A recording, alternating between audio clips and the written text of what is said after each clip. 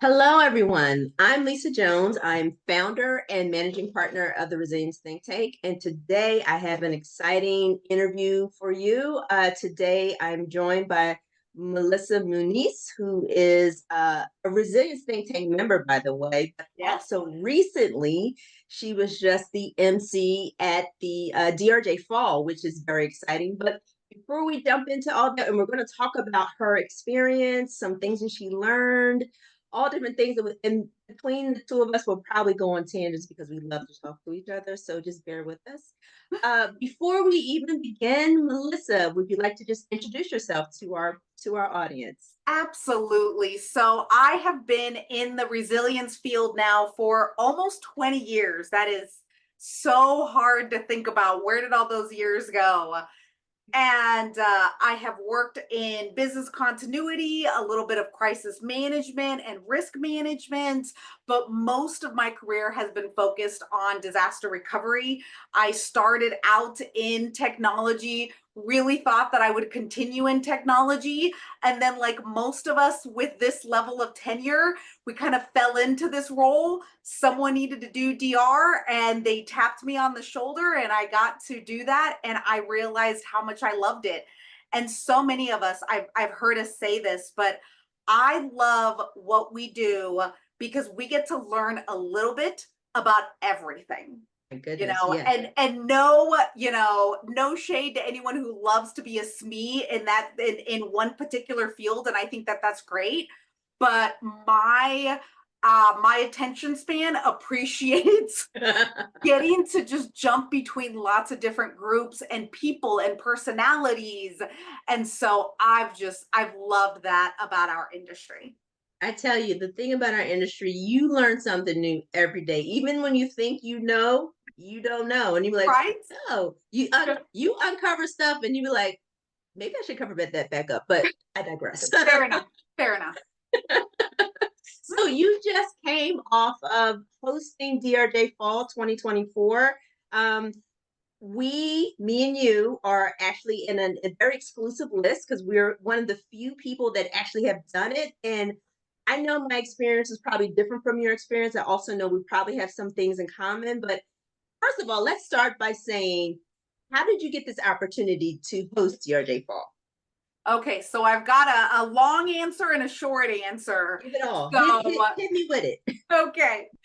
So the long answer is, I've really enjoyed presenting. So after years of presenting at DRJ, at DRI, at various ACP meetings, just getting out there and presenting, I had the opportunity where I got a job that was a lot of presenting, and it took me out. It was on the vendor side for one of the softwares in our industry, and I got to go out and interact with a lot of different customers.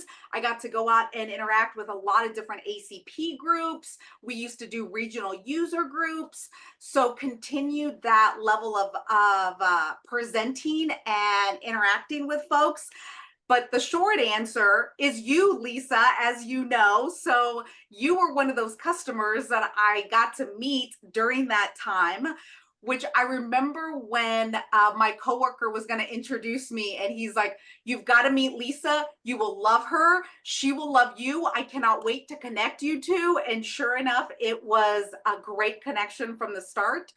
But you had heard of this opportunity, and between you and another colleague of mine, Ray Holloman, you both recommended me for that position, and I so appreciated that. But like I said, the long answer is after years of getting out there and presenting, both of you had said, look, she's got the experience. I think she would do great. Hopefully I lived up to that. But yes, it was, there's the long and short of it. Yes, and for everyone who doesn't know Melissa, when I first met Melissa, I was like, I actually understand DR, and I never understood it. Like people would talk over my head. I'm like, yeah, yeah, yeah. I would shake my head and kind of write notes, but she was able to present it in a way that made it so familiar to me, and it was like once I saw that in your personality, and me and you always talked about TCM movies and all Yeah, those fun yeah. things at the Oh user my groups. gosh. So Right. when the opportunity came, I was like, they asked me, I was like, well, I don't know why, Melissa, you stuck in my head. And me and you hadn't even talked in about maybe We a year or had not, so. no, we had not connected in quite a while. So it was Yes.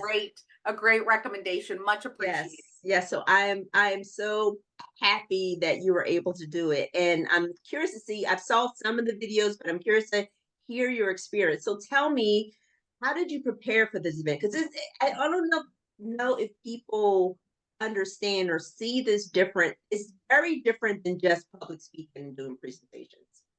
It's so funny that you say that, right? Because I did prepare differently and it was different. And the night before, in the morning of, I was a little nervous.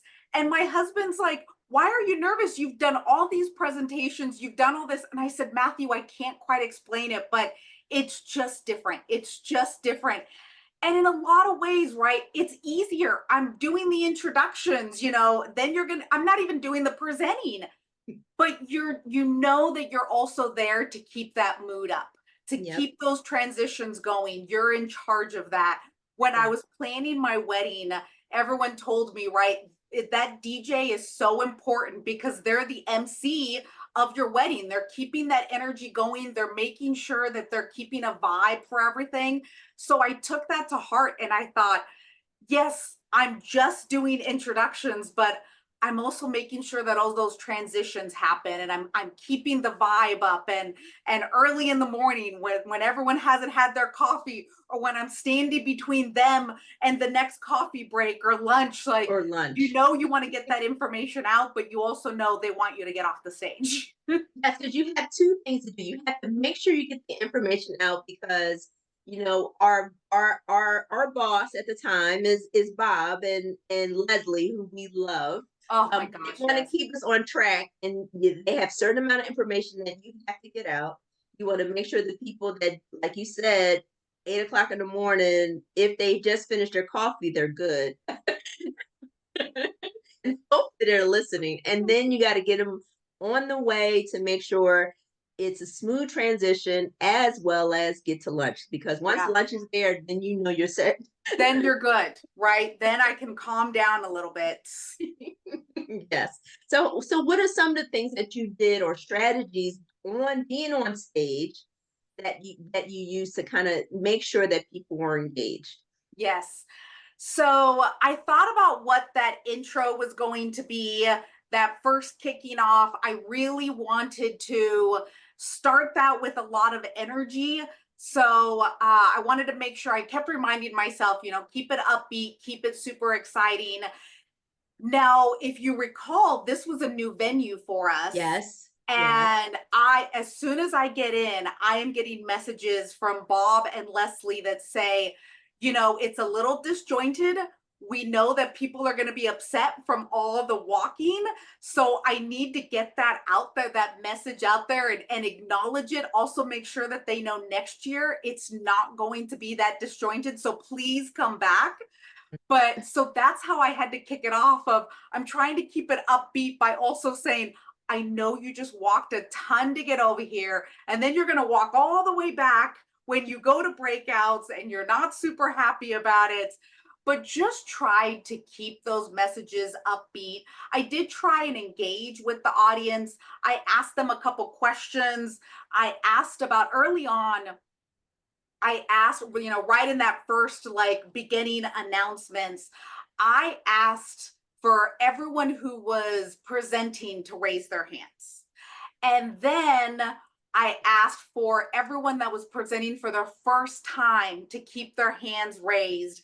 And then all of us gave those first time speakers some really good energy to get Oh, them that's nice. started. That's And I nice. thought that ended up working really, really well and got everyone engaged. And it also helped people interact because that was one of my main things. I wanted to make sure that there was connection points, that I kept bringing those together, that I kept pointing out, hey, this is a speaker, have you interacted with them? first time speaker, hey, this is a vendor that's talking about this. So try to keep those ideas in mind, always thinking about how can I keep everyone connected. I love that. I love that, introducing the first time speakers, Mm-hmm. because I remember the first time I spoke, I was a nervous wreck. Yes. But on top of being an MC, that's also nerve wracking. But during the so tell me about any challenges that you faced. For me, the main thing, my main thing that I struggled with was the teleprompter not working after I put in all my notes. So that's always fun, and trying to be off the cuff. As well as I had a couple issues where the presenters weren't quite there yet, and I'm trying to keep things moving along. Like, hey, guess what? Yeah, yeah, uh-huh. So I made a point to maybe read the full bio as opposed to chunks of it, because I was hoping that they would get there on time. So what were some of the things that you ran into? Oh Uh, my gosh. So some of those and a few others, let me tell you about them. okay. So same thing. I had that a couple times where the teleprompter wasn't up with my notes. Thankfully, I had them printed, and it was not, I must admit, it was not a level of my BC planning coming into play. I just happened to have those printed and had reviewed them, so I knew that once I got up there, I was sending everyone to break. So that worked out. And I forget what the second one was, but a couple times where I'm just like, okay, so like you said, like you're just trying to keep that moving. When we first kicked off, so that was the other thing I was going to mention, right? I wanted to do a little bit of my own, I don't want to say introduction, but my Yeah. own way of kicking off the conference, interact Yes. with people. So I'd had a couple ideas, but they were having trouble with the live streaming portion of it. So it did not kick off right at 8 a.m. And This it was didn't day kick off one. day one. Day one, Nice. I'm already nervous. I've got all this nervous energy, and I'm like, I'm ready to get out there. And you're like, pause, pause, pause. 8:10, I still wasn't up there. So I had to still try and do that level of connection that I wanted to do to kick off the conference, while also knowing I had to hurry up and try and keep everything going. And thankfully, with moving around some notes, consolidating quite a bit, I was able to get us back on schedule. But that was all on the fly, and just trying to figure that out in addition with all the nervous energy.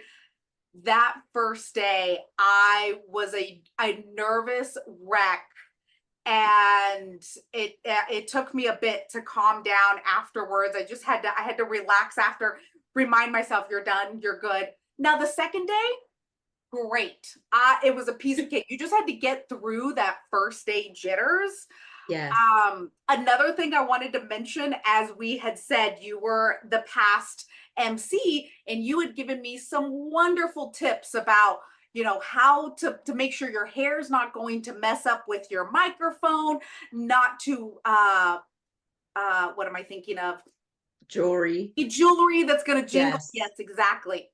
One thing that you told me that I did not keep in mind was a belt to put your mic pack on. Yes. So the first day I walk in and I'm in a dress, and all of those guys back there that are running audio just look at me and they're like, and I'm like, what's wrong?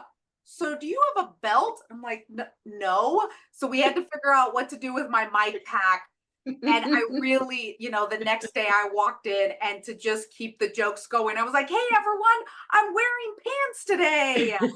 So we got a good laugh, and it was funny. But I just thought, I was like, Lisa told me this and I didn't listen.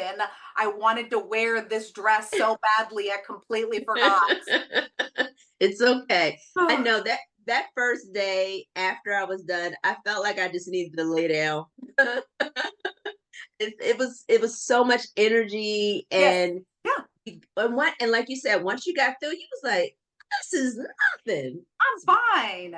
But yeah, that first day, like you said, you just had all that energy and I had to calm down. I had to Yes, calm down. calm down. Yes, yes. Go disappear for a little bit and then regroup and come back. Yes. So, as far as the conference itself, since I wasn't there, and maybe some others that are look and listening to us, what were some of like the big topics that was a buzz or trends that you saw that people were talking about? Because there's what is presented on stage, but it's also what is being talked about in the hall. So, what were Yeah. some of the things you heard or saw? I think that AI is still a topic that we're talking about. Now, I will say, while it is still a topic that we're talking about, we're struggling as a group to find new ways of presenting it. There were a couple presentations that I thought, okay, we've heard this. I Yeah, thought you were going to give me something new and it right. wasn't quite new enough. And then others that just blew me away and I thought that was so helpful. I would be remiss not to mention one of my good friends, Shane Matthew, is doing something on AI that feels very, very new. So check out, he's got a webinar coming up soon. But that's still a topic that we are all talking about. How are we using it? How can we safely use it? What are we using it for? All of that, which is another reason why I really am looking forward to Shane's presentation, his webinar, because he's going to give us some usable prompts for Yeah. that. But yeah, so that is still a big topic.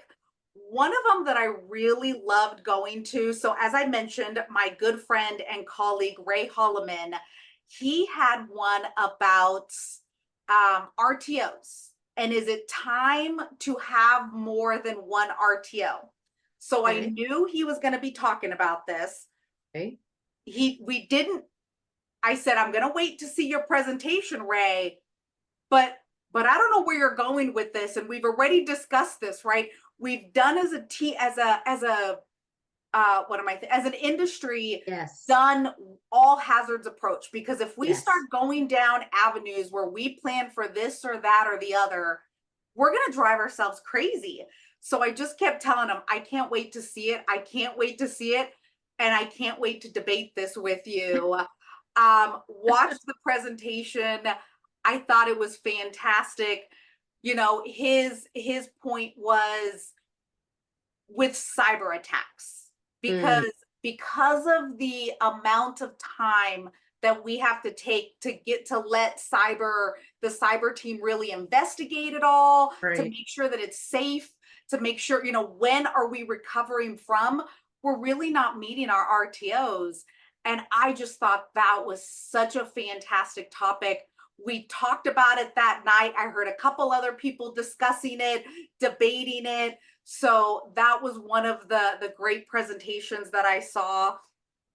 And you know what? I'm still hearing a lot of stories about COVID, which I love to hear about Yeah. how we recovered. What were your responses?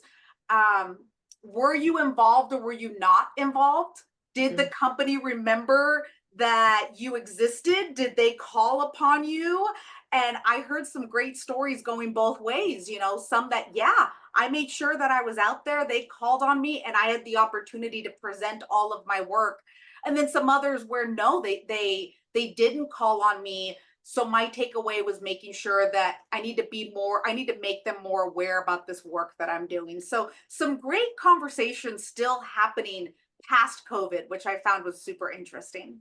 it's interesting because I think we still in the next couple of years we're still going to be unpacking and uncovering things about COVID that we hadn't discussed. And people say, "Oh, well, it's over with. Why are we still discussing this?" Because we still need to discuss this. Because we still have some lessons learned to deal with it. Yes, Absolutely. exactly, exactly. So outside of those things, so what do you consider, or what was the feedback from both Bob, attendees about not only just you being an MC, but the overall experience from the conference? So I'd love to talk about this. I got some great direct feedback from people. I mean, for the all really positive. I really appreciated the folks that came up to me and said, I loved your positive energy. You really helped keep that going. So I was glad to hear because, right, as I said, that was one of the things I really was aware of and wanted to make sure that I kept that energy going, trying to keep people connected. So of course I kept mentioning the app, log in, interact with people. But I also got some great feedback about how we can, as MCs or as DRJ staff, and as we know, we are not DRJ staff, but also, the DRJ staff can continue to get more connected with the audience. Someone gave me a suggestion of like a man on the street type of thing, where maybe the MC goes around and kind of does interviews with people during the breaks and tell me what you do, or tell me what business continuity means to you, tell me what, and do these little random interviews that maybe we can play during the breaks, or but to keep connecting with people. Yes. I got a lot of really great suggestions on how we can keep connecting this community, which, and again, I will mention, I would be remiss not to say the RTT Ask Me Anything. I think you guys do such a fantastic job with that. Back when I was on the vendor side, I tried to kick something like that off and I couldn't get the conversation going. And there has not been one Ask Me Anything that I've attended that hasn't been just chock full of incredible conversation. I would love to find a way to take that energy that you guys have there and take it to our conferences, have that level of interaction. We try and have that at the tables, right? And Yeah. some of us Yes. succeed more than others, but Yeah. that's what I would love to recreate. I absolutely love those Ask Me Anythings and the diverse and respectful conversations, right? People can disagree. No one's Yes. getting upset.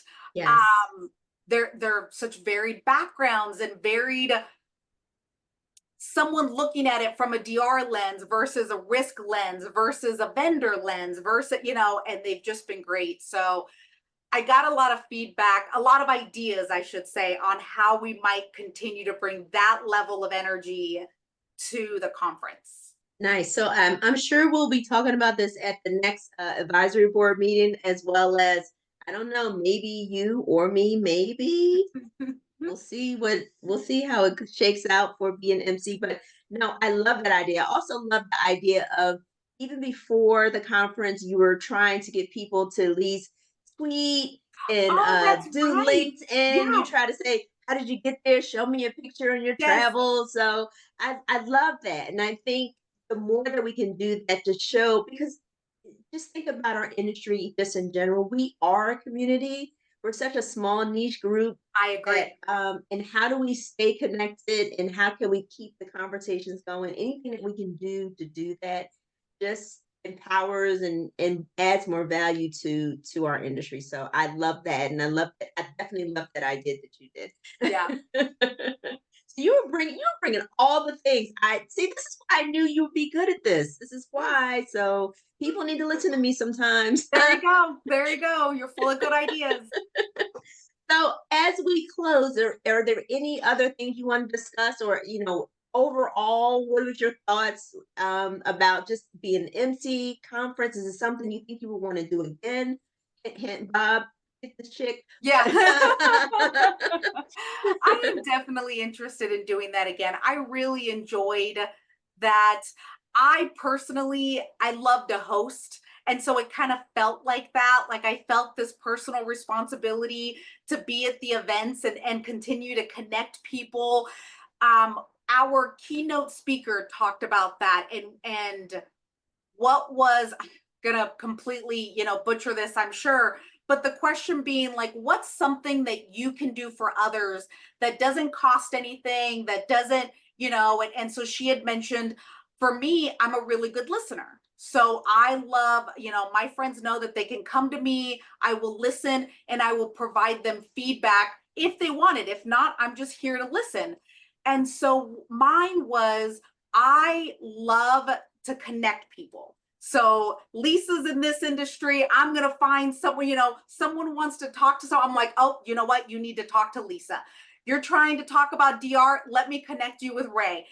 And so I want to keep doing that, to keep connecting folks, keep hearing about the stories, encouraging people to do presentations. I tried to sign up a lot of new presenters. Every time I heard a story, I said, that's a presentation. Let's do, what can I do to help you pull that together?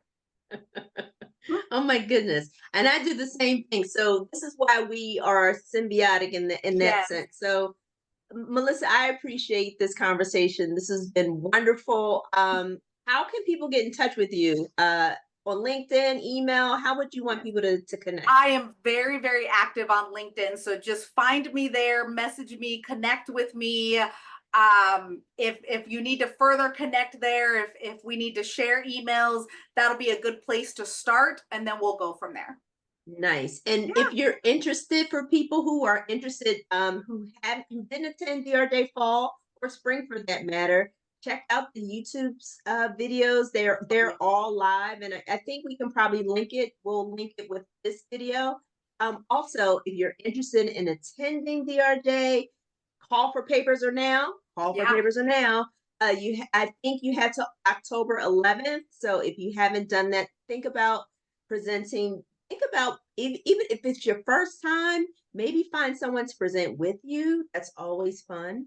That's a To get, great point. Yeah. isn't that great? Yeah. So I mean, and believe me, Melissa or myself, we will gladly help. We really will. Yeah, We absolutely. really will. We really will. And also, if by chance you are a Resilience Think Tank member, you can get a 10% discount for on the conference. So become a member, get a 10% discount. That hasn't opened up yet, but once they get the presentations ready, then that'll open up the hub for you to join the conference. So with that, Melissa, thank you so much. Absolutely. I we have to catch up.